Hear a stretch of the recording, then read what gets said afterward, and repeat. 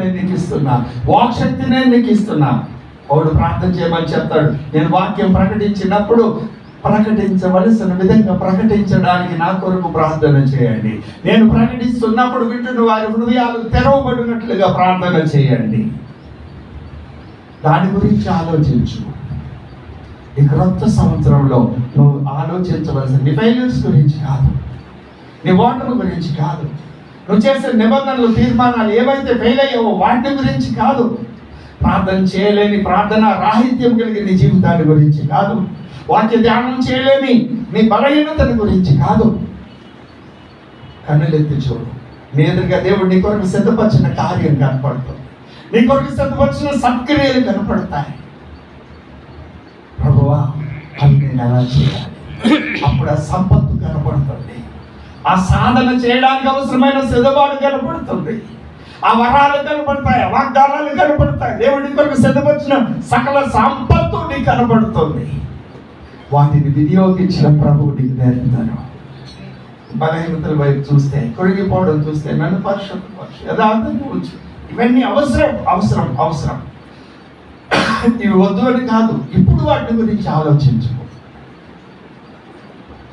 నువ్వు కళ్ళెత్తి చూస్తే, తెల్లబారిన పొలాలు చూస్తే, ఆడను కొట్టబడుతున్న వారిని చూస్తే, వారికి ఆడను కలగ చేయాలని, ధైర్యాన్ని కలగ చేయాలని, కృంగిన వారిని లేవనెత్తాలని నువ్వు ప్రయత్నం చేస్తున్నప్పుడు ఇక నీకు పాపం చేయడానికి అవకాశం ఎక్కడుంది?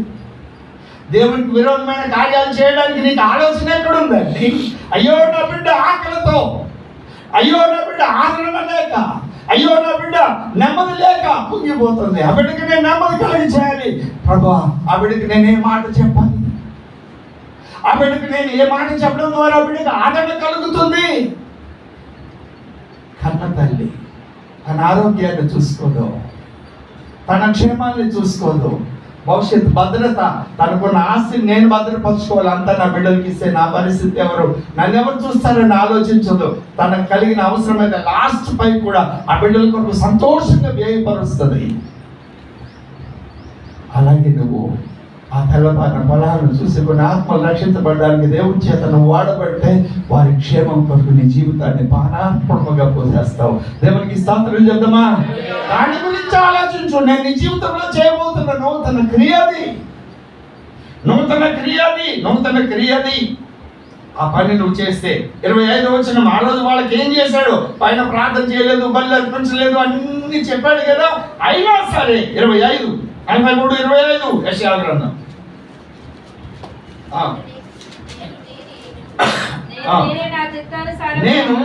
నేనే నా చిత్తానుసారముగా నీ అతిక్రమములను తుడిచివేయుచున్నాను. ఎప్పుడు? నువ్వు కన్నులెత్తి చూచినప్పుడు. దేవునికి స్తోత్రం చెప్తామా? నేను చేయవు నూతన కార్యాన్ని నువ్వు ఆలోచించినప్పుడు, అరణ్యములో త్రోవని ఎలా కలగజేశాడో నువ్వు గుర్తుపట్టినప్పుడు, ఎడారిలో నదుల్ని ఎలా ప్రవహింపజేశాడో ఆనాడు ఇశ్రాయేలీయుల్లో. ఇందాక చెప్పారు కదా, అబ్రహాము దేవుడు చూడమన్న వైపు చూశాడు. అది నెగబు. నెగబు అంటే దక్షిణ దేశపు అరణ్యం, అది ఎడారి ప్రాంతం. అది ఎడారిలో వెళ్ళాడు వాగ్దానాన్ని పట్టుకొని. అబ్రహాం యొక్క సంతానం ఈనాటికి కూడా భూమి మీద వర్ధిల్లుతూనే ఉంది. లోతు ఏమైపోయాడో మనందరికీ తెలుసు. ఇలాంటి సన్నివేశమే క్రొత్త నిబంధనలో కనపడుతుంది. అపోస్తలుల కార్యముల గ్రంథం 15వ అధ్యాయం 35వ వచనం నుండి. అపోస్తలులైన పౌలు బర్నబాల మధ్య జరిగినటువంటి తీవ్రమైన వాగ్వివాదం.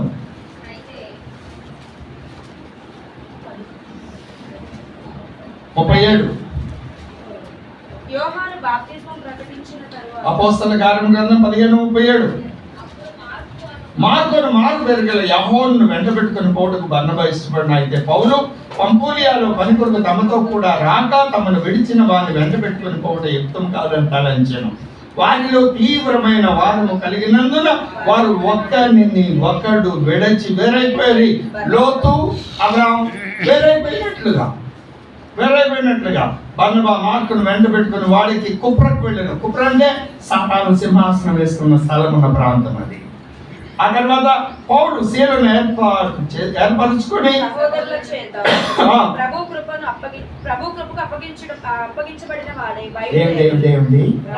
ప్రభు యొక్క కృపకు అప్పగింపబడిన వాడై. బర్నబా విషయంలో మాట రాయలేదు. ఆ తర్వాత బర్నబా పరిచర్య ఎక్కడ కనిపించదు. తగిన బర్నబా తక్కువ వాడని తీర్పు తీర్చడం నా వంతు కాదు. లోతును నీతిమంతుడు కాదని తీర్పు తీర్చడం నా పని కాదు. లోతును లేఖనం నీతిమంతుడు అంటుంది పేతురు రాసిన 2వ పత్రిక 2వ అధ్యాయం 7-9 వచనాల్లో. నేను వాళ్ళకి తీర్పు తీర్చడానికి లేను, కానీ దేవుని ప్రణాళికలో దేవుడు నీ కొరకు సిద్ధపరిచిన దైవ కార్యం దేవుడు చెయ్యమన్న విధంగా చేయడానికి నువ్వు పూనుకున్నప్పుడు ఆయన కృప నిన్ను వెంటాడుతూ వస్తుంది, నీ వెంటబడి వస్తుందండి. దేవునికి స్తోత్రం చెప్పండి. ఆయన కృపగా అప్పగించుకున్నాడు. పౌలు శీలలు వెళ్ళారు, సంఘాలన్నీ పౌలుకి అప్పగించబడ్డాయి. నేర్పరి అయిన శిల్పకారుల వలె సంఘానికి పునాది వేశాడు. నేను చేసిన ఈ బోధ తప్ప, నేను ప్రకటించిన యేసు తప్ప వేరొకటి ప్రకటిస్తే ఈ పునాది తప్ప వేరొక పునాది అని చెప్పగలిగాడు పౌలు గారు. దేవునికి స్తోత్రం చెప్తామా? అబ్రహాం ఈ రోజు కూడా అబ్రహాం గురించి లేఖనం మాట్లాడుతుంది. ఆయన సంతానం ఈనాటికి భూమి మీద కనపడుతుంది. మనం అందరం అబ్రహాం యొక్క వాగ్దానమును విశ్వాసం ద్వారా ఆత్మచేత పొందుకున్న వాళ్ళం. మనం అబ్రహాం సంతానం అని చెప్పుకుంటున్నాం. లోతు ఏమైపోయారు? నీతిమంతుడే. ఏమైపోయారు? ఆ చరిత్ర అక్కడికి ఆగిపోయింది. నేను మీకు పరిచయం చేస్తున్న అంశము, ఇదిగో నేను ఒక నూతన క్రియ చేయించున్నాను, ఇప్పుడే అది మొలచును, దాన్ని ఆలోచింపరా. ఏమిటి ఆయన చేసే నూతన క్రియ? ఆ క్రియ నువ్వు ఆలోచించాలి అంటే మొదటిగా నువ్వు వెనుకున్న వాటిని మరచాలి. నీ ఫెయిల్యూర్, నీ అవమానకరమైన పరిస్థితులు, నీ అయ్యో నేను చేయాలనుకున్నా చేయలేకపోయా, ఇవ్వాలనుకున్నా ఇవ్వలేకపోయా, రావాలనుకున్నా రాలేకపోయా, ప్రకటించాలనుకున్నా నీ కరెక్టే, నువ్వు ఒప్పుకున్నావు, వాటిని మరచిపో. పూర్వకాలపు సంగతులు తలంచుకోనకూడి. ఇదే మాట పౌలు చెప్పాడు. మళ్ళా చెప్తున్నా ఫిలిప్పీ 3:10 వెనుకున్న వాటిని మరచి ముందున్న వాటి కొరకై వేగిరముగా. మరి వేగిరంగా ఏం చేయాలి? ప్రభు చేస్తున్న కార్యం దాన్ని చూడాలి. ఎలా చూడాలి? కన్నులెత్తి. ఏమి చూడాలి? తెల్లవారిన పొలాలు చూడాలి. తెల్లవారిన పొలాలు కోత కొరకు సిద్ధంగా ఉన్నాయి. సత్యం కొరకు ఆసక్తి కలిగిన ప్రజల హృదయాలు తపంతో ఎదురు చూస్తున్నాయి. ఆడలే కొట్టబడుతున్న వారు ఉన్నారు, నెమ్మది లేకున్న వారు ఉన్నారు. అటు వారిని చూడండి. పైకెత్తి చూడకపోతే క్రిందేమున్నది? అరణ్యం ఉంది. పైకెత్తి చూసినంత మాత్రాన మనం పైన నడవలేము, క్రిందే నడవాలి. ఆ క్రింద అరణ్యం ఉంది. ఆటంకంగా ఎర్ర సముద్రాలను యోర్దాను నదులు ఉన్నాయి. ఎడారి ఉంది. భీకరమైనటువంటి గాలులు, ప్రమాదకరమైన పరిస్థితులు, దాని తెలియక అన్ని మంచివే అని అనిపించేటువంటి పరిస్థితులు కనపడుతున్నాయి. వాటన్నిటిలో కూడా నేను అరణ్యంలో త్రోవ కలిగి చేస్తాను, ఎడారిలో నదులను నేను ప్రవహింపచేస్తాను. నది ప్రవహిస్తే ఎడారి ఏమవుతుంది? నది ప్రవహిస్తే ఎడారి ఏమవుతుంది? సస్యశ్యామలమవుతుంది. వృక్షాలు మొలుస్తాయి. నది ప్రవాహ పరివాహ ప్రాంతాలలో వృక్షాలు మొలుస్తాయి, ఫలాలు ఫలిస్తాయి. నరులు వచ్చి అక్కడ నివసిస్తారు. నగరాలు కట్టబడతాయి. నాగరికత ఉంటుంది. సంస్కృతి సాంప్రదాయాలు పరిడమిల్లుతాయి. అవి ఆత్మ సంబంధమైనవి అయినప్పుడు దేవుని రాజ్యం కట్టబడుతుంది. సంఘ సరిహద్దులు విశాలపరచబడతాయి. దేవునికి స్తోత్రం చేద్దామా? ప్రభు నందు నాకు అత్యంత ప్రియమైన వాళ్ళారా, ఈ అంశం అయిపోలేదు కానీ పాపి తన పాపమును బట్టి నశించిపోవడం దేవునికి ఇష్టం లేదు. కాబట్టి ప్రభు వైపు చూద్దాం. ఆ పాపి వెనుకకు తిరిగి ఒప్పుకున్నావు. రాత్రి చెప్పాను, నీ పాపాన్ని ఒప్పుకోమని. దిద్దుబాటు నీకు అసహ్యం కదా, ఈ విషయాలు ఒప్పుకోమని చెప్పాను. ఆ తర్వాత ఏం చేయాలో చెప్తాం. ఏం చేయాలని చెప్పుకున్నాం? నీకు నీవే తీర్పు తీర్చుకో. తర్వాత నీ కట్లను నీవే విప్పి వేసుకో. తర్వాత అవునా, ఆ పనులు చేస్తూ పైకి చూడు. ఇర్మియా ప్రవచన గ్రంథం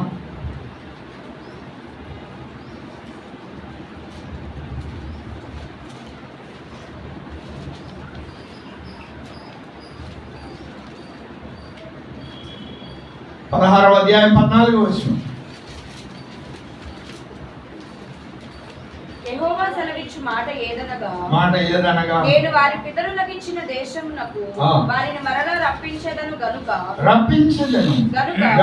రాబోవు దినములలో ఐగుప్తు దేశంలో నుండి ఇశ్రాయేలీయులను రప్పించిన యెహోవా జీవముతోడని ఇక మీదట అనక ఉత్తర దేశంలో నుండి ఆయన వారిని తరిమిన దేశములన్నిటిలో నుండి ఇశ్రాయేలీయులను రప్పించిన యెహోవా జీవముతోడని జనులు ప్రమాణం చేయుదురు కదా.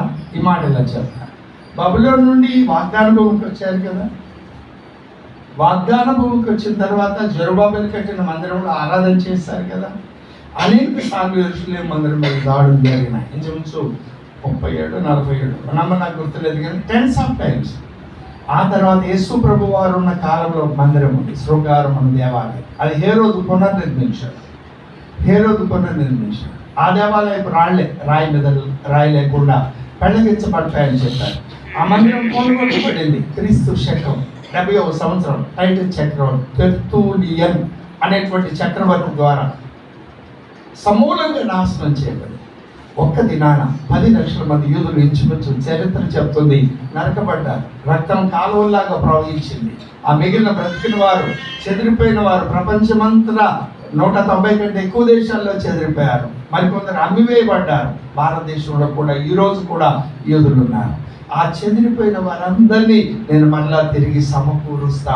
1948వ సంవత్సరంలో ఆగస్టు నెల ఆ సమకూర్పు ప్రారంభమైంది. ఇజ్రాయెల్ దేశం ప్రారంభమైంది. ఈరోజు ఇజ్రాయెల్ దేశం ప్రపంచమంతా 1,15 లక్షల మంది ఇంచుమించు యూదులు ఉంటే అక్కడ 90 లక్షల మంది యూదులు ఈరోజు అక్కడ కేంద్రీకరించబడ్డారు. ఆ 16వ అధ్యాయంలో చెప్పిన ప్రవచనం తిరిగి సమకూర్చబడింది.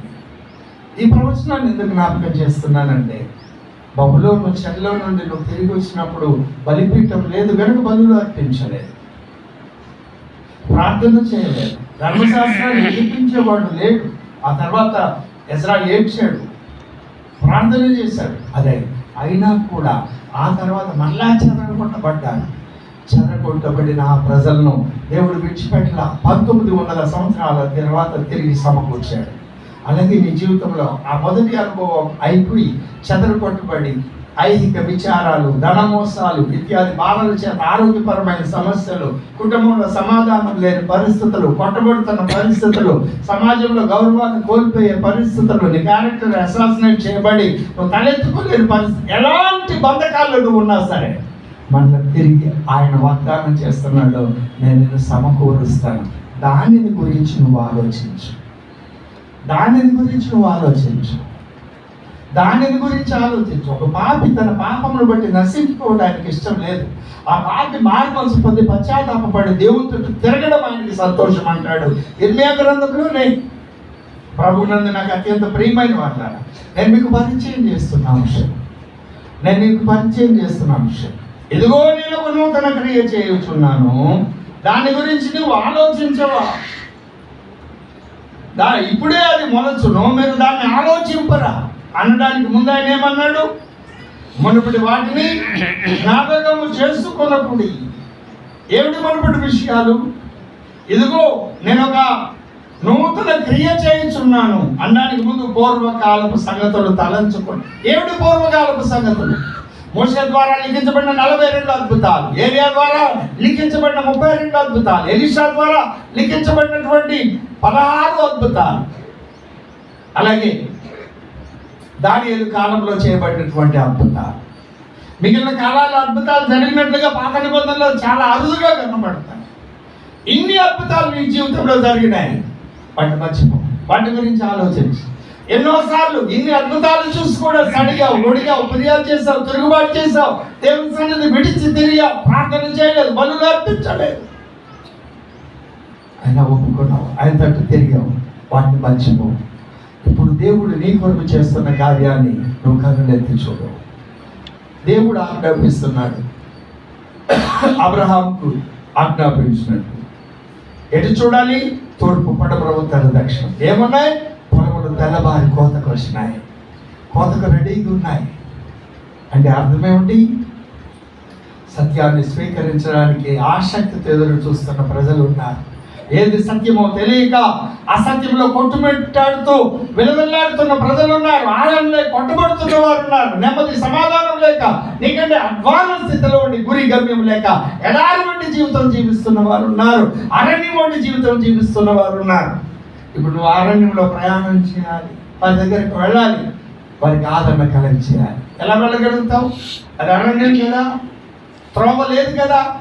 నువ్వు బయలుదేరు, అది చూడు, ప్రభువుని చూడు, నీ కొరకు ఏం సిద్ధపరచండి చూడు, దాన్ని నువ్వు ఎలా వినియోగించాలో చూడు. ప్రభువు నీకు నేర్పుతాడు. నువ్వు అడుగు ముందుకు పోయి, నీ ద్వారా అనేక ఆత్మలు రక్షించబడతాయి.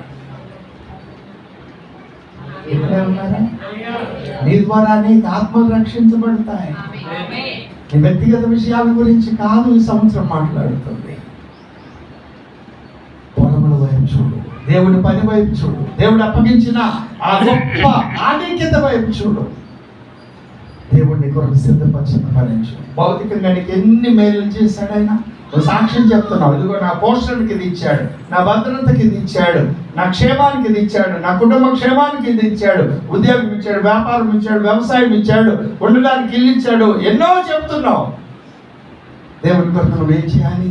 ఆయన చెప్తున్నాడు, కన్నులెత్తి చూడు, వెనకున్నవి మరచు, వాటి గురించి ఆలోచన చేయ. మాకు అక్కడ ఏం కనపడుతుంది? మొదటిగా ప్రభు కనపడుతున్నాడు. ప్రభు నీ కొరకు సిద్ధపరిచిన పని కనపడుతుంది. ఆ పని చేయడానికి అవసరమైన సంపత్తు కనపడుతుంది. నువ్వు చెప్తావు, నేను గతంలో ఫెయిల్ అయ్యాను కదా, మాటకాన్ని కాదు కదా, క్రమమైన సాక్ష్యం నా బ్రతుకులో లేదు కదా, వ్యక్తిగత జీవితంలో ఎన్నో లోపాలు ఉన్నాయి కదా, నేను వెళ్తే నన్ను అవమానపరుస్తారు, తృణీకరిస్తారు కదా. మరిచిపో, ముందున్న వాటి కొరకు వెళ్ళి అవి క్షమాపణగా. దేవుడికి నీకు సమాధానం వచ్చింది, దేవుడికి నీకు ఐక్యత వచ్చింది, దేవుడు ఆజ్ఞాపించిన పని నువ్వు చేస్తున్నావు, ఆయన చూసుకుంటాడు. అవును, ఒకప్పుడు నా బ్రతుకది, ఒకప్పుడు నా జీవితం అదే, ఒకప్పుడు నా సాక్ష్యం అదే, కానీ ఇప్పుడు నా ప్రభువు. దేవునికి స్తోత్రం చేద్దామా? దేవుడు చూడమన్న వైపు చూడు, దేవుడు అప్పగించిన పని చేయి. ఇజ్రాయేలీ ప్రజలు సౌలును కావాలని ఇజ్రాయేలీ ప్రజలు కోరుకున్నారు. 12వ అధ్యాయంలో సమూయేలు మొదటి గ్రంథంలో మనం ఆ మాటలు చూస్తాం. ప్రజలు కోరుకున్నప్పుడు ప్రజల కోరిక మీద ఇవ్వబడిన సౌలు దేవుని ప్రజలకు ఆశీర్వాదకరంగా లేడు. భ్రష్టుడై కన్నపిచాచ ఆత్మల దగ్గరికి వెళ్ళాడు. తండ్రి కొడుకులు ఒక దినాన్ని చంపబడ్డారు. కానీ దేవుని చిత్తానుసారుడైన మనుషుడు దావీదు, దేవుని ఏర్పాటులో ఉండి దావీదు హృదయాన్ని చూసి దేవుడు ఎన్నిక చేసుకున్న దావీదు, దేవుడు చేయమని పని చేసిన దావీదు, ఆ రాజ్యం ఇప్పటికి కూడా నిలిచి ఉంది. దేవునికి ఏ పని చెప్పాడు ఆ పని చేయి. నీ సొంత పని కాదు. నా వ్యాపారం అని, నా వ్యవసాయం అని, నా ఉద్యోగం అని, నా వివాహ విషయంలో నా నిర్ణయాలని, నా వ్యాపార విషయంలో నా నిర్ణయాలని, నా భవిష్యత్తు విషయంలో నా నిర్ణయాలు, నీ నిర్ణయాలు కాదు. నీ నిర్ణయాలు నువ్వు తీసుకుంటే సౌలు గతి ఏమైందో అదే గతి అవుతుంది. నీ జీవితంలో ఏ విషయంకి సంబంధించి అయినా దేవుని యొక్క ఉద్దేశం ఏమిటో అది చూడు. నీ జీవితం నీకే కాదు, అనేక మందికి ఆశీర్వాదకరంగా మారుతుంది. దేవునికి స్తోత్రం చేద్దామా? నాకు అత్యంత ప్రియమైన ఈ మాటలు మీరు మనసును పెట్టండి. యెషయా గ్రంథం 43వ అధ్యాయం 25వ వచనం మరలా చెప్తున్నాను ఈ మాట. నేనే నా చిత్తానుసారముగా. మీరు ఒప్పుకున్నావు, కన్నీరు విడిచి ప్రార్థన చేసావు, ఉపవాసం ఉన్నావు, ప్రత్యేకించుకున్నావు అని కాదు. నువ్వు ఉపవాసం ఉండడానికి, కన్నీరు విడవడానికి, పశ్చాత్తాపడడానికి ఆయన కృపనిచ్చి ఆ పనులన్నీ చేయిస్తూ ఆయన చిత్తానుసారంగా నీ పాపాలన్నీ తుడిచివేస్తున్నాడు. దేవుడికి స్తోత్రం చెప్దామా? నీకు అనిపించలేదా ఒక్కోసారి నాకెందుకో ఎక్కడికి వెళ్ళాలని, ఇలా దేవుని సన్నిధిలో దేవునితోనే గడపాలని, కొన్నిసార్లు ప్రత్యేకంగా ఒంటరిగా దేవునితో గడిపిన అనుభవాలు నీకున్నాయా? నాకున్నాయి, నీకు ఉంటాయి. ఎవరితో మాట్లాడాలనిపించదు, ఒంటరిగా మౌనంగా ప్రభుత్వం ఆయన సన్నిధిలో, నీ గదిలోనో మందిరంలోనో ఆ అనుభవాన్ని దేవుడే నీకు ఇస్తున్నాడు. ఆ ఏకాంత ప్రార్థన ఒంటరిగా ఆయనతో గడపడానికి హృదయాన్ని ఇస్తుంది. ఇది ఎవరు ఇస్తున్నారు? ఆయన ఇస్తున్నాడు. ఎందుకు? అక్కడ నువ్వు పశ్చాత్తాపడడానికి, అక్కడ నువ్వు సమాధానం పడడానికి, అక్కడ ప్రభు యొక్క ప్రత్యక్షతను చూడడానికి, దేవుడు అనుగ్రహించు ఆశీర్వాదాన్ని గుర్తుపట్టడానికి, అభిషేకాన్ని పొందుకోవడానికి, నీ కొరకైన సంకల్పాలను తెలుసుకోవడానికి నేను ఇలా ఉండాలి, ఇలా ఉండకూడదు, ఇలా చేయాలి, ఇలా చేయకూడదు, అశ్రేష్టమైన తీర్మానాలు చేసుకోవడానికి దేవుడు నిన్ను ప్రత్యేకపరుస్తున్నాడండి. ఆ హృదయం నీకు ఇస్తున్నాడు, ఆ మనసు నీకు ఇస్తున్నాడు. అందుకే ఆయన బలవంతమైన ప్రేమతో నిన్ను లోపరుచుకొని నిన్ను ఒంటరి చేస్తున్నాడు. ఆ మనిషితో మాట్లాడితే నెమ్మది లేదు, ఈ మనిషితో మాట్లాడితే ఆ స్థలానికి వెళ్తే సంతోషం లేదు. నేను నా ప్రభు దగ్గర కూర్చుంటా. ఈ అనుభవం, ఆ ప్రేరేపణ నీకు వచ్చినప్పుడు, ఒంటరిగా ఉన్నప్పుడు దేవుడితో మాట్లాడుతున్నాడు. ఎందుకనంటే ఆయన చిత్తానుసారంగా నీ పాపములన్నీ, అతిక్రమములన్నీ తుడిచివేయడానికి నేను నీ పాపములను జ్ఞాపకము చేసుకున్నాను. దేవునికి స్తోత్రం చేద్దామా కదా. అయినా కూడా ఇంకొక బ్యాచ్ ఉంది, ఎన్నిసార్లు క్షమించిన ప్రభువా నేను ఘోరమైన బాతుని, ఇక చెప్పిందే చెప్తూ ఉంటారు, ఎన్నిసార్లు అయినా చెప్పు. వాళ్ళ గురించి అంటున్నాడు,